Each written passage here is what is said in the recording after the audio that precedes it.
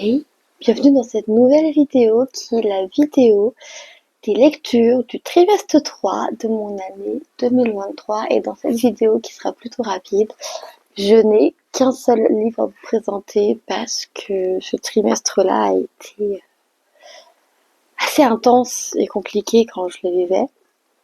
Je vous dis ça comme ça parce qu'à l'heure où je vous filme ça, on est en juin, on vient de passer en juin 2026, donc voilà, là, mais 2023, à ce moment-là, je sais que j'étais en pleine trimestre 2023, j'étais en pleine remise en question de mes diplômes, de ma vie, de ce que j'étais en train de faire, etc.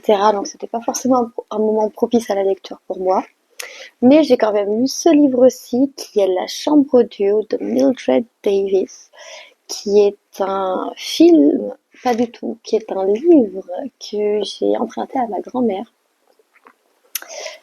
Euh, et que je ne lui rendrai pas dans le sens où j'ai emprunté toute sa bibliothèque à ma grand-mère quand elle est décédée. Donc c'est techniquement ma bibliothèque, même si je suis censée me débarrasser de certains de ses livres qui ne me plaisent pas, etc.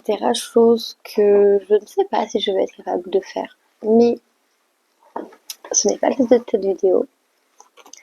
Donc ce livre, c'est un livre d'enquête. C'est c'est une sorte de thriller, même si je suis pas sûre que ce soit un thriller.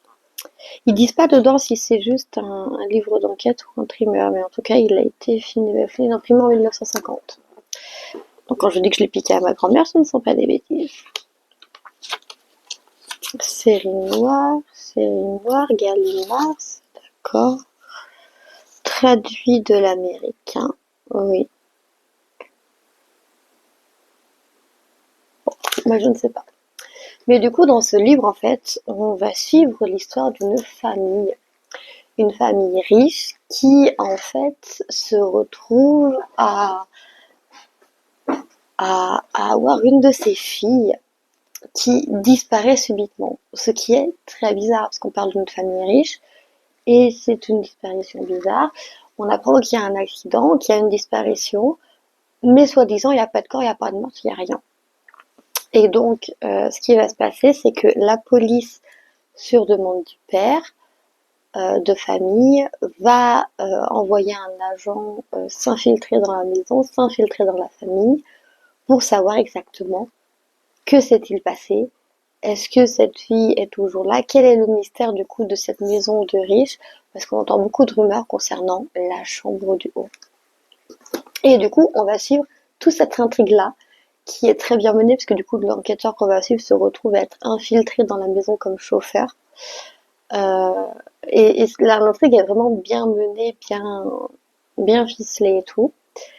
Le seul problème que j'ai, c'est que quand j'ai fini ce livre récemment sur le Red Wing, du coup, vous avez vu juste avant, le seul problème que j'ai, c'est que justement, il y a une romance à la fin de ce livre. Et entre le moment où je l'ai commencé et le moment où je l'ai fini, il s'est déroulé plus de 2 ans. Et là, en fin de roman, cette romance-là m'a énormément dérangée parce que je n'arrivais pas à me souvenir si elle était logique, si elle faisait sens ou pas. Et si jamais il s'avère qu'elle n'était pas logique et qu'elle ne faisait pas sens, c'est quelque chose qui me dérange énormément. Placer de la romance dans un livre de thriller, de fantasy, de science-fiction, si la romance n'y a pas la place, si ça n'apporte pas quelque chose à l'histoire, je ne vois pas l'intérêt. Et là, quand j'ai vu la fin du livre et que j'ai vu la romance arriver, j'étais là, ça ne fait pas sens, ça ne fait aucun intérêt. Peut-être que si je le relis, j'y trouverai du sens, j'y trouverai un intérêt certain. Mais ça m'étonnerait parce que là vraiment comment c'était amené, c'était à mes yeux assez bancal. Mais ce livre reste une bonne lecture que j'ai appréciée pourtant. Il va aller fièrement dans ma petite bibliothèque. C'était très sympa, mais il n'était pas transcendant et comme je vous dis, ce petit côté de romance, pas forcément nécessaire, mais mis quand même, m'a pas mal dérangé malgré tout. Voilà pour mon avis sur ce livre, La Chambre du Haut de Mildred Davis, édité aux éditions Gallimard, que j'ai lu du coup pendant ce troisième trimestre de 2023. Troisième trimestre de 2023 qui est donc les mois de juillet, août, septembre.